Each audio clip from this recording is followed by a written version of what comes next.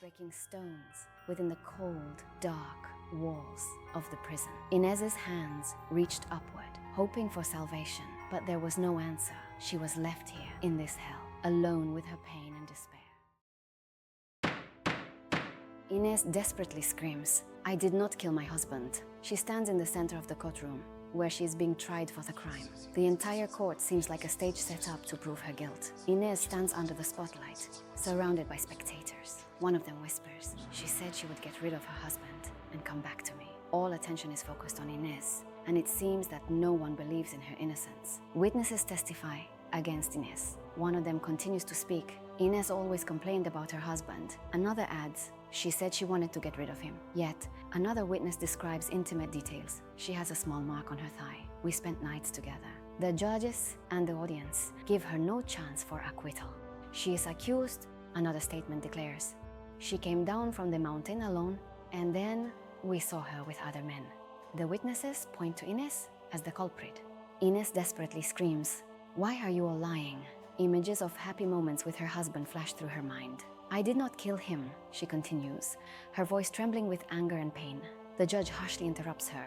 "Ines Binga, you are accused of murdering your husband." She repeats again, "No, I did not kill him. I am completely innocent." But no one wants to listen to her. The judge continues. The guilty party not only killed her husband, but also had the audacity to deny her guilt. His words sound like a verdict, and the audience whispers about her guilt. Ines fights for her honor, but her voice is drowned in an ocean of accusations and prejudices.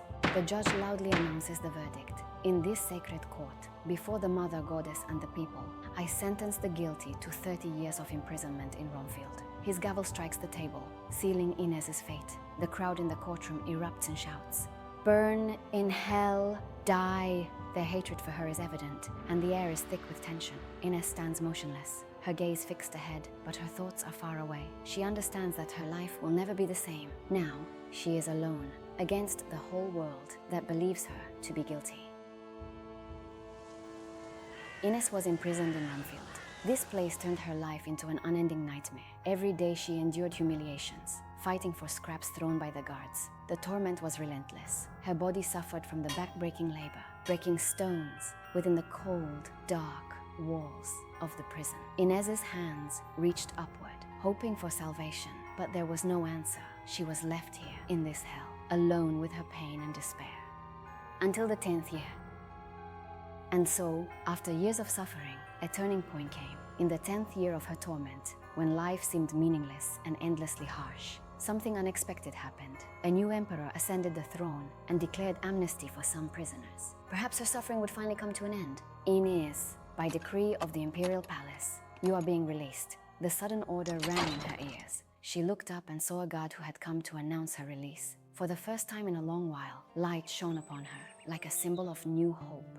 The guard continued, handing her a scroll. "The nurse said that you will be able to start a new life. This letter is from her." Ines looked at the scroll in her hands, feeling a new strength awakening inside her. There was a spark in her eyes, as if all the suffering was about to end and something different awaited her ahead. Ines looked at the scroll the guard had handed her. "A letter?" she asked, bewildered. "Yes, from the nurse," the guard replied, his face stern but with a spark of sympathy in his eyes. "She asked me to give this to you." Ines looked at the guard and nodded slightly, feeling her heart fill with gratitude. "Farewell," he added before leaving. Ines stood alone, surrounded by the light of a new day. She opened the letter and began to read, wondering what the nurse could have written. "Have they truly forgotten about me?" she thought, examining the scroll. "What does it say?" Ines stood, looking at the scroll in her hands. Inside the letter were described events she had tried to forget. The words on the page made her heart stop. Her mother's death, the family's decline, and her father's. "From one hell I stepped into the next," she thought, feeling darkness engulf her soul. "The next hell is already waiting for me." An inner voice began to whisper to her, "Everything is destroyed because of you." Ines felt her body tremble. She clenched the scroll in her hands, feeling the growing weight. Ines walked along the path, her footsteps echoing in the emptiness as she thought about the letter and what awaited her next. "There is no place for you anymore," whispered the voice in her head. "You are alone now." She stopped, her heart tightening with pain. The voice continued, tormenting her soul. "Everything is destroyed because of you. You will forever be guilty of their deaths. The voice grew louder. Stop! Ines whispered to herself, her voice weak and trembling. She struggled to her feet, trying to find the strength to continue her journey. Ines ran through the forest, her heart pounding in her chest, and the voice in her head would not be silent. You killed them all, it continued to whisper. Please stop, Ines pleaded, tears streaming down her cheeks, her legs carrying her forward, but she could not escape her thoughts. You ruined everything. The voice grew louder, its words penetrating the very depths of her soul. Ines stopped, exhausted and desperate, her breath coming in gasps. Please stop, she whispered, her voice trembling with pain. You destroyed everything, the voice persisted, branding her guilt into every word. Ines closed her eyes, her hands shaking as she tried to hold back the tears. Light broke through the darkness, illuminating her face, and Ines felt warmth envelop her. She looked up and saw a radiant light that lit her path. It was a sign of hope, a chance to start anew.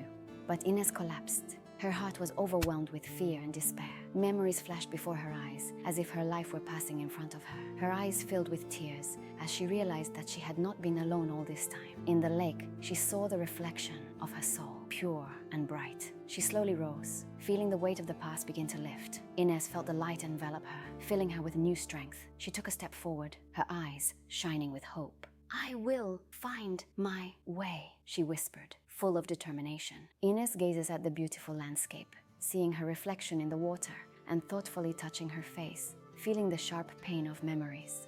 She approaches the edge of the cliff, looking at the endless expanse before her. Thoughts of ending it all fill her mind. I must end it here, she whispers, feeling the cold wind on her skin. But then she remembers the words of the goddess Aphlisia. Those who desire too much are left with nothing. These words echo in her mind. Ines stood at the water's edge, her feet feeling the coolness of the soft sand beneath the water. The words of the goddess Aphlisia echoed in her head once more. Those who desire too much are left with nothing. She repeated these words to herself, gazing at the reflection of the sun on the water's surface. Her determination to end it all still battled with her desire to live. But gradually, she allowed the cold water to engulf her. The water enveloped her body, rising higher and higher.